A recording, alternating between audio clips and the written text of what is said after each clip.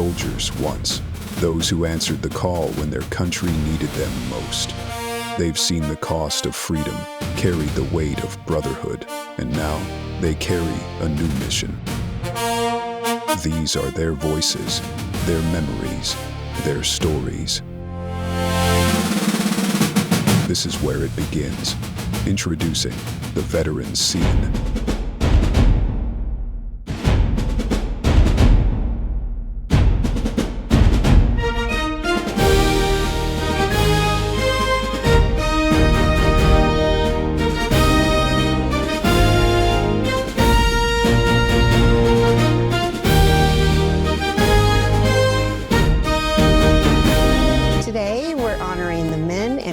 Served our country and spotlighting the people dedicating their work and their hearts to helping veterans receive the benefits and care they've earned. We begin at Leatherneck Restaurant and Galley, a one-of-a-kind spot founded by veterans, run by veterans, and serving veterans.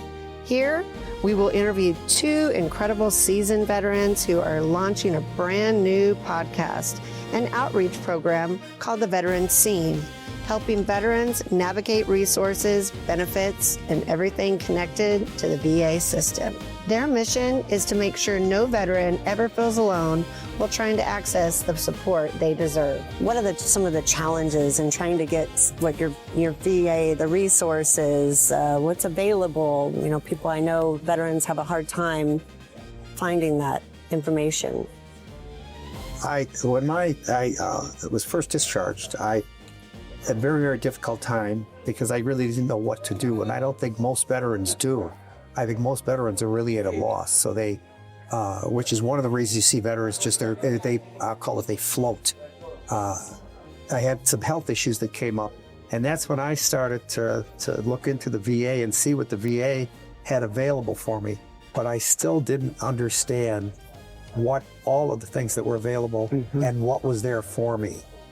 My experience with the VA initially was in Seattle, Washington, and it was there that my first attempt in getting some decision as to disability, was I eligible, what levels, et cetera, et cetera. We went through the process and basically was told what the decision was, and oh, by the way, if I didn't like it, write my congressman. That built a fire under myself and my wife. I mean, one vet to another vet. That's what we're trying to do here, is just help guys and women too. So I think the first thing veterans need to do is they need to register with the VA. That's the start. They need to go here in Las Vegas. If they go out to the VA hospital, they'll direct them as they walk in the door where to go and where to get registered with the VA. You need to be very specific with them when these veterans go in. If they have a specific problem, they have to be able to tell them, this is what my problem is. Yeah. To go in and have something general it doesn't usually work. It just doesn't work. They need to be able to go in there with something and say, this is a service-related issue, a service-related malady, and then they may get some help at that. Thank you guys so much. I really appreciate you. Thank you for helping us get the word out. Meeting with me, and thank you so much for blessing us on the American Dream. Thank you.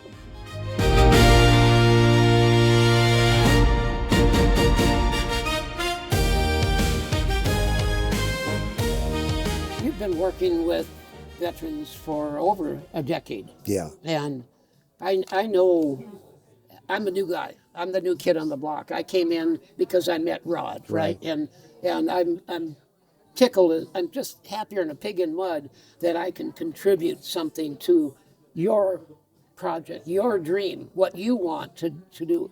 I'm inspired by you. Oh. I really am. No, seriously, I am. That's just not fluff. I'm telling you, I am really inspired about you.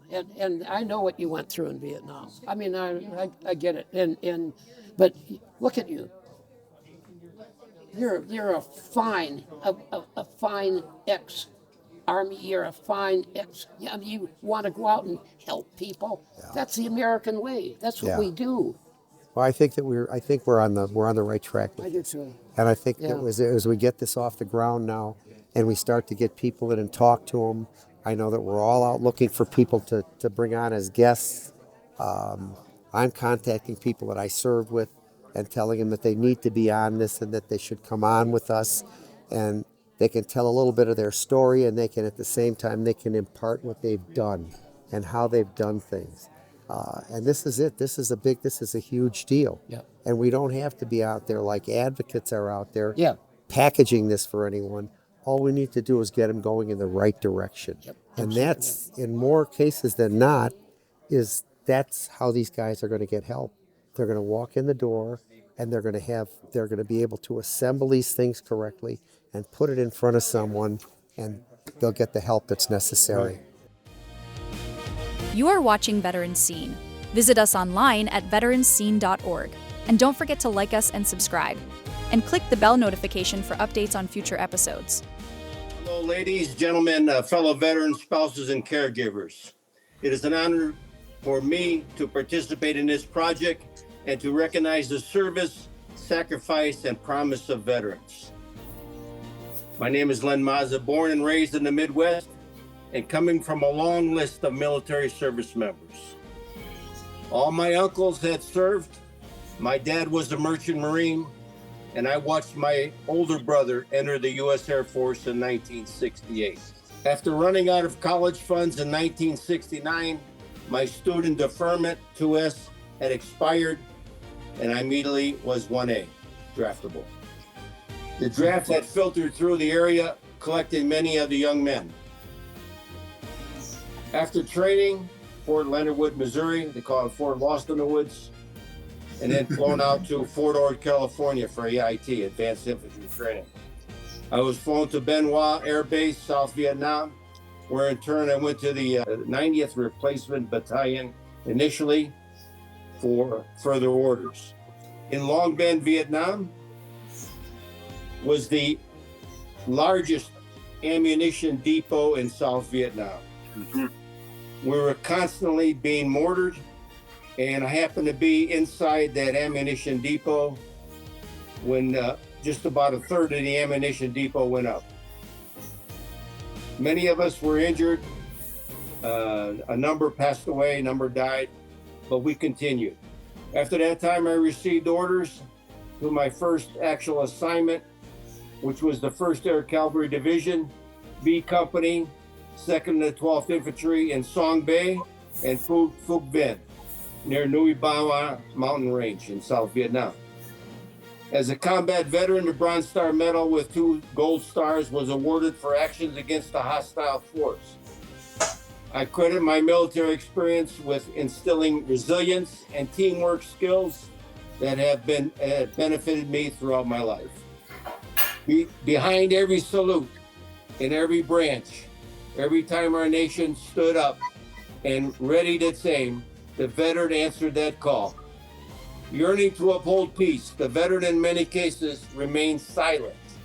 That silence can now be broken and amplified through the efforts of myself and other fellow veterans who have partnered in developing the Veteran Scene, which will be coming to you from Las Vegas, Nevada. Thank you.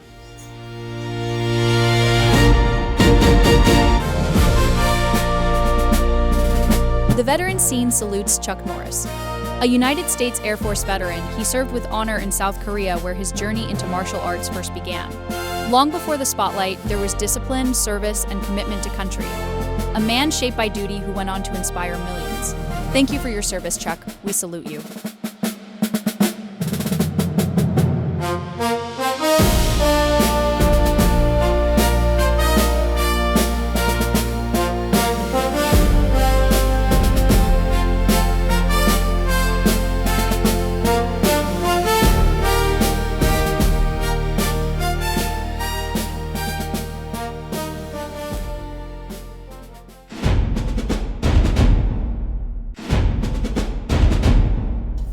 Psychiatrist out there, Dr. Lowe is his name. He was the boss of the doctor that worked with Shirley and I on the family services program, dealing with family issues regarding PTSD, etc.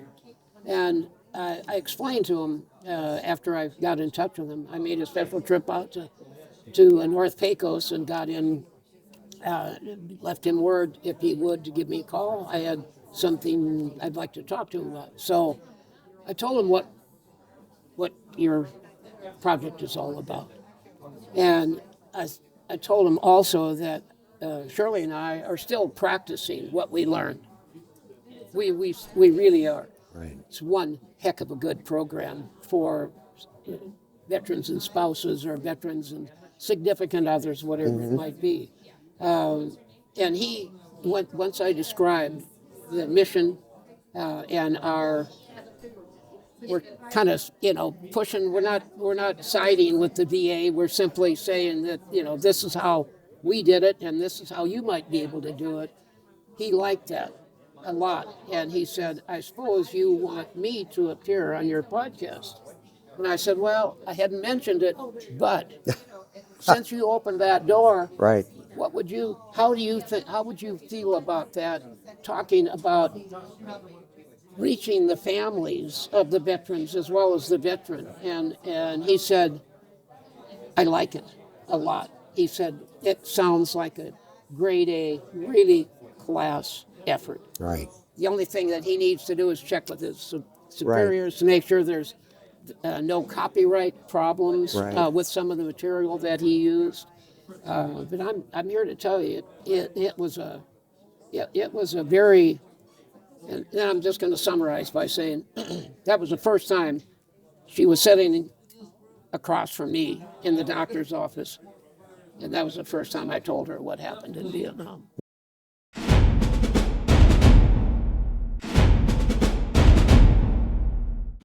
My name is Frank. I spent 4 years in the Navy. I went into the Navy right out of high school. Vietnam War was heating up, and obtaining that GI Bill was my main motivation. But most of my family who'd ever served had served in the Navy or the Marines, so it was kind of in my background. I never made it over to Vietnam. Most of my service was cruising around either the Caribbean, but mostly over in the Mediterranean. I spent about a year on the USS Essex, which was an Essex-class aircraft carrier. We were CVS, which was a submarine attack carrier. And then when I got off of the Essex, I went to A school, came out of A school. Originally, I went in for 6 years, signed up for 6 years because I was going to go to nuclear power school. I was a machinist mate down in the engine room. And during refueling, I was a ship-to-ship phones. And then I went off to what they call lagging school. And I was the one person on the ship who repaired all of the lagging, which is the insulation around all of the steam lines on the ship. I had a completely different experience, I think, from all of the rest of my cohorts on this podcast, and that I never saw Vietnam. I never got to the Orient, and I saw a lot of the Mediterranean, and had one of those experiences where, like I said, I was trying to get my time in. I wanted to get my GI Bill so that I could go to school when I got out, which I did. When I got out, I'll speak briefly about what the VA has done for me. When I was discharged, honorable discharge in 1969, 4 years, I went to college. I spent my time in college. I got an accounting degree, went on and got a CPA. And then right out of college, I used the VA to get my first home. So I purchased my first home right out of college. And after that, I honestly kind of put the VA behind me. I didn't think much about I thought a lot about my service throughout my life. I cherished that time in the Navy, but I never gave much thought to VA benefits or anything beyond that. I lost contact with all of my old shipmates and I just went on and led my life until I guess recently, in the last 2 years, I became reacquainted with the Veterans Administration, neighbors, and good friend. I found that I had damage in my lungs from asbestos, And the only place that I could have gotten that was in the Navy because, like I said, I was a ship lagger and I worked every day up to my elbows with asbestos insulation. And they put me in touch with the VA. I went out there and signed up, got my VA ID card, and applied for benefits, and got some 60% disability from the VA for that. And since then have been involved, and now I'm trying to get involved with this podcast. So that's kind of a brief history.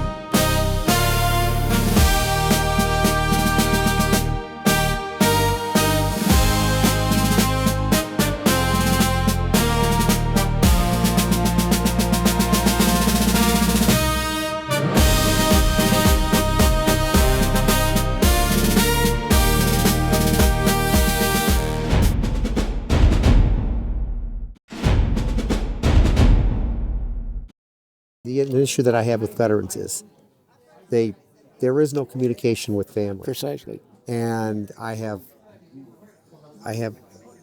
3 friends that just passed away recently. I know that one, his life was a mess.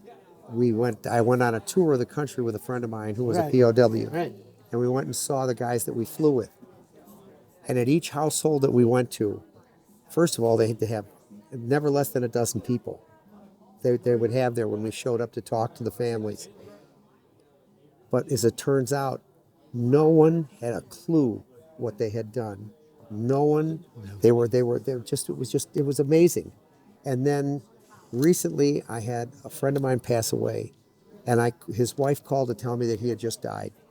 And I asked her flat out. I said, "Do you know what he did?"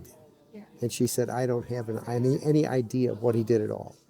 I wrote up a piece. I was going to do an interview book, and it was a big mistake, biggest mistake in my life, because no one tells the truth on an interview book. Because I would ask at the end of the interview, "How did this impact your life?" And the first 2 guys said it didn't, and I said, "Well, that's a bad idea. This is a bad idea. I'm not doing this one."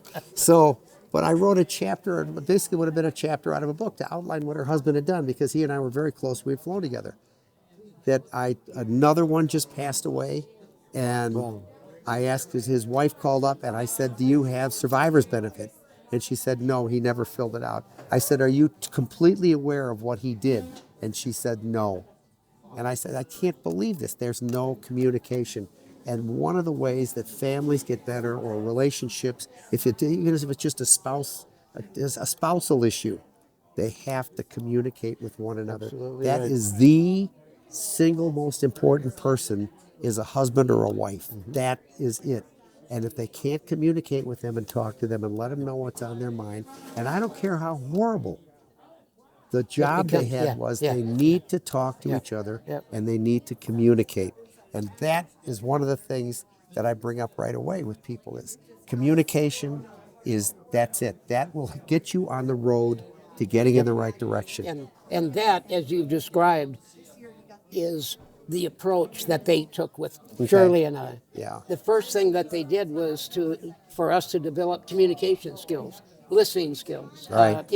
When to react and when to just sit back. The whole 9 yards. Right. And at that point in time, it became pretty obvious to me that I'm onto something really good here. Yeah. And I can get rid of some things from me, Sure.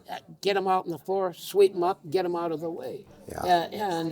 That was critical in our relationship, and we're over 43 years now. Yeah. So, I mean, You know, and I'm a changed person. I really am a changed I person. think that everyone, when they start to do that, that makes a staggering difference in their life. Absolutely. I put together a series of you know, and if I tell this, I say this in front of people, I have rules that I live by. But they look at me that this might be a little bit strange to have rules, but I do have rules that I live by. But the rules that I live by, this is the things that veterans have the problems with. There's things you do, there's things you don't do. That are absolutely, you do not do these things. One of the issues that veterans have, especially, and you see them come back, and it's whether they have drinking or drug or whatever their problems are, they just have problems with post-traumatic issues, is domestic problems. Domestic Absolutely violence is right. just absolutely huge. Absolutely right. But Yep. somebody needs to, it's a surprising thing with veterans. Someone needs to tell them, you don't do this. That you don't do It's this. not This cool. is not right. Yep, This yep, is not good. yep, This is not going to foster a long-term relationship. Nope. And those are the things that they need to have people tell them. You don't do this, you don't do this, you don't do this. And it's surprising if they don't do some of these things, their life starts to get better. It gets better very, very quickly. So these are all things that I wanted, that I just feel that it's a necessity to impart to people as we go along with this program. And I think this is going to help great. people.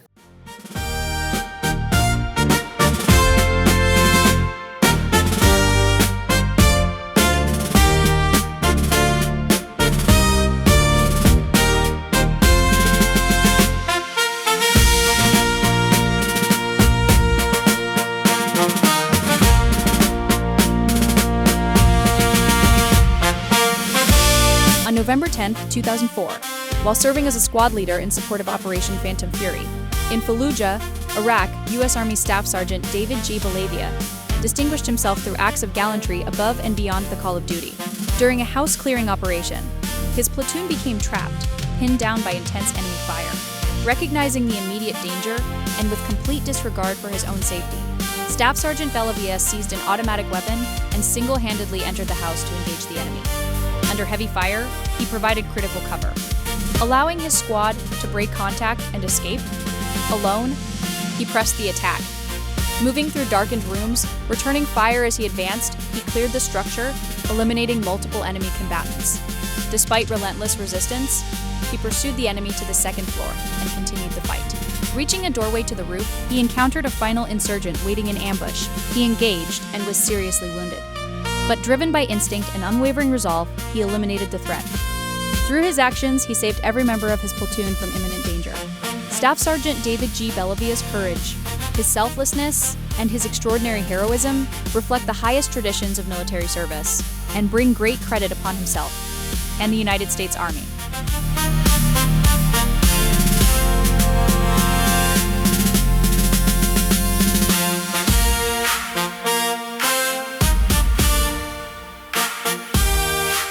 Hi, my name is Rod Ouano. Now, we've just listened to Mike Baker, Frank Donnelly, Len Mazza, and Chris Oelerich, and they all share their stories of how serving or after discharge from the U.S. military had an effect on all their lives. Myself included, we're all veterans who happened to serve during the Vietnam War era. Personally, I spent 18 months in Vietnam from February 1968 to August 1969, arriving in country just a few days into what they call the 1968 Tet Offensive. In behalf of Mike, Frank, Lenny, Chris, and our tech, Sid Passy, myself, we invite all of you to join us and other veterans who will share both their military or post-military experiences, and tell how it affected their lives and their military service benefits they received, or discuss difficulties of not receiving certain military entitled benefits. We'll also hear from organizations that support veterans or assist veteran causes like healthcare, housing. We invite all of you to join us soon for Veteran Scene from Las Vegas, Nevada.